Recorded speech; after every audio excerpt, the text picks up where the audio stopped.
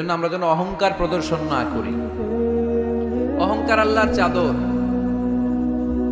আল্লাহর চাদর ধরে যেন আমরা না জানি। আমরা যেন বিনয়ী হই।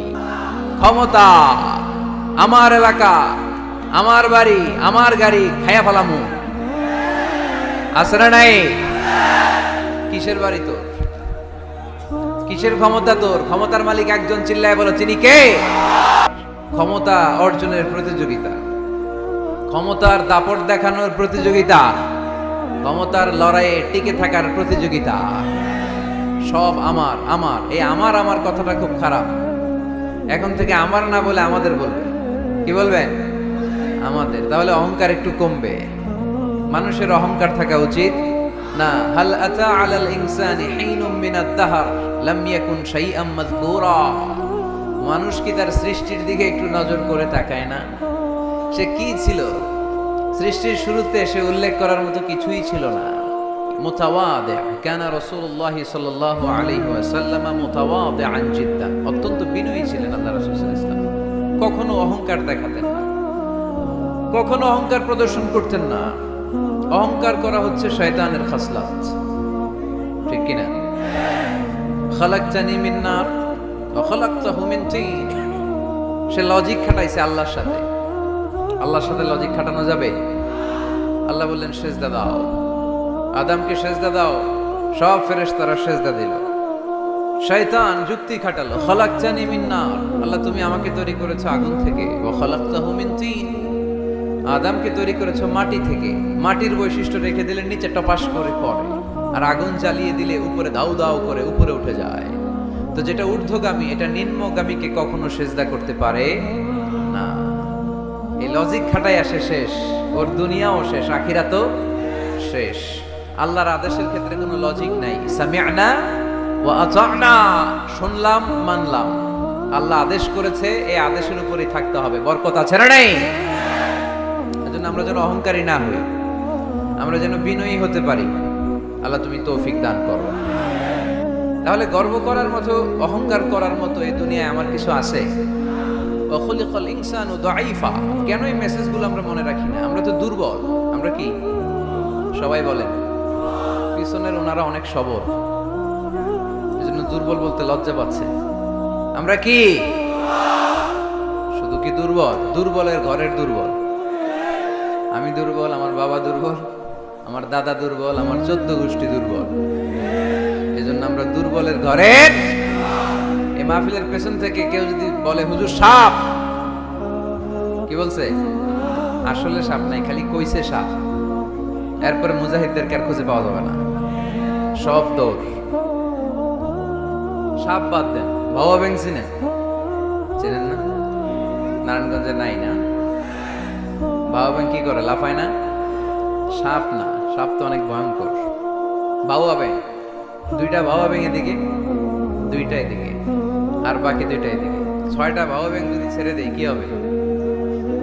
ব্যাং লাফাবেন, আপনি লাফাবেন। ব্যাং আর কি লাভ দিবে? তার চেয়ে বড় লাভ দিবেন আপনি, ঠিক কিনা?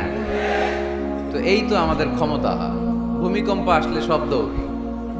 বাড়ির মালিক, ভূমিকম্প আসলে নারায়ণগঞ্জের শুধু ভাড়াটিয়ারা বাড়ি থুয়ে দেয় দৌড়, বাড়িওয়ালারা দৌড়ায় না। হ্যাঁ, বাড়ির মালিক তো উনি, উনিও দৌড়ায়। ভাড়াটিয়াও দৌড়, বাড়িওয়ালাও দৌড়, সরকারও দৌড়, জনগণও দৌড়। চিল্লায় বলো ঠিক কিনা? খুলিকাল ইনসানু দাঈফা। দুর্বল আমরা, দুর্বলের ঘরের দুর্বল। আমরা প্রশংসা করলাম কার? সব সময় প্রশংসা করতে হবে কার? কম কম না বেশি বেশি? প্রশংসা করলে লাভ না লস? করতে ভালো লাগে, বেশি বেশি করবেন তো।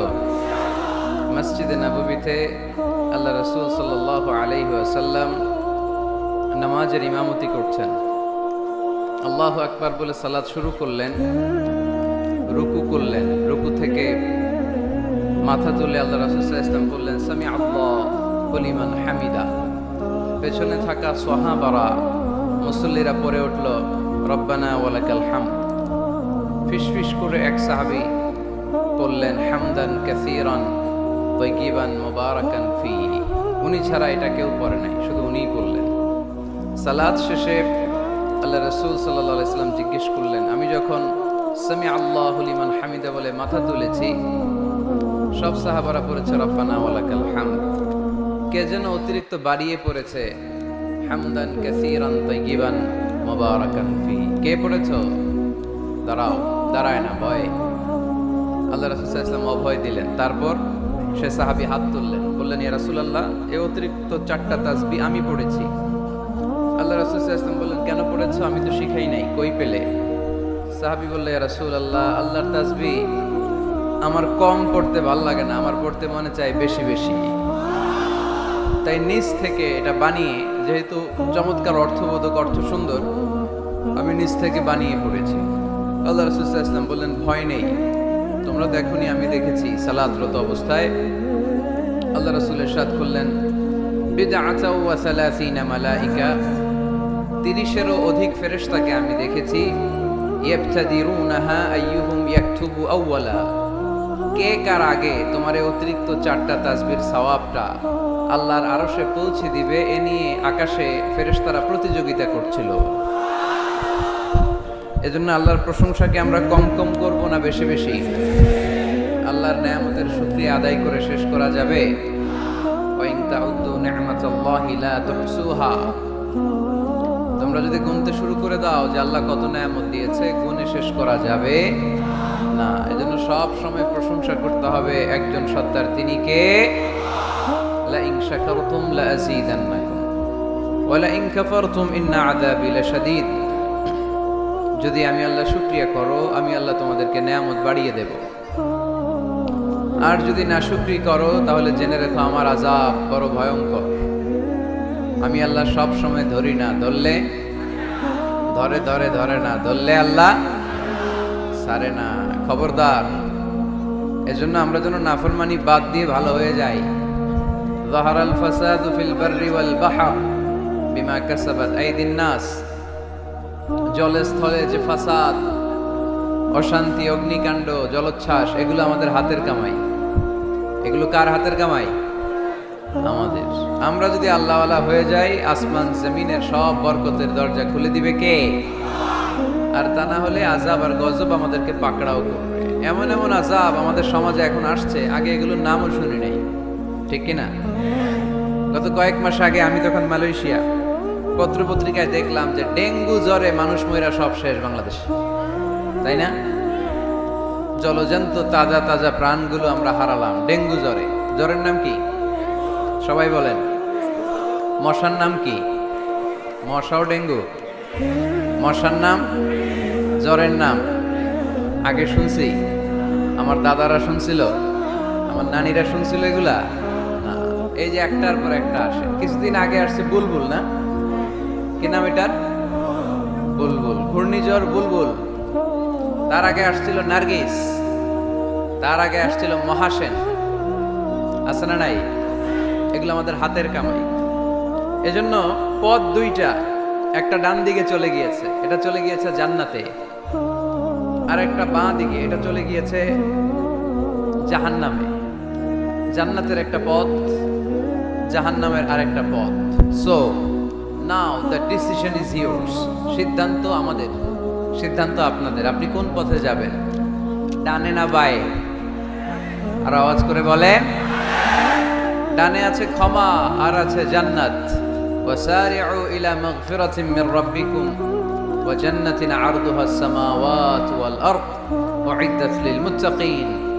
তোমরা ক্ষমার দিকে ছোট, জান্নাতের দিকে ছোট, জান্নাত কামাইয়ের প্রতিযোগিতা করো। রব্বে কারীমের যে লিস্ট আছে, ওই লিস্টে ক্ষমাপ্রাপ্ত বান্দাদের কাতারে নিজের নাম তোলো। আল্লাহ বললেন ডান দিকে যাওয়ার জন্য, জান্নাতে যাওয়ার জন্য প্রতিযোগিতা করো। আমরাও প্রতিযোগিতা করি, তবে জান্নাতের জন্য না, ঠিক কি না? কিসের জন্য প্রতিযোগিতা করি আমরা? হ্যাঁ, টাকা কামানোর। আর হ্যাঁ,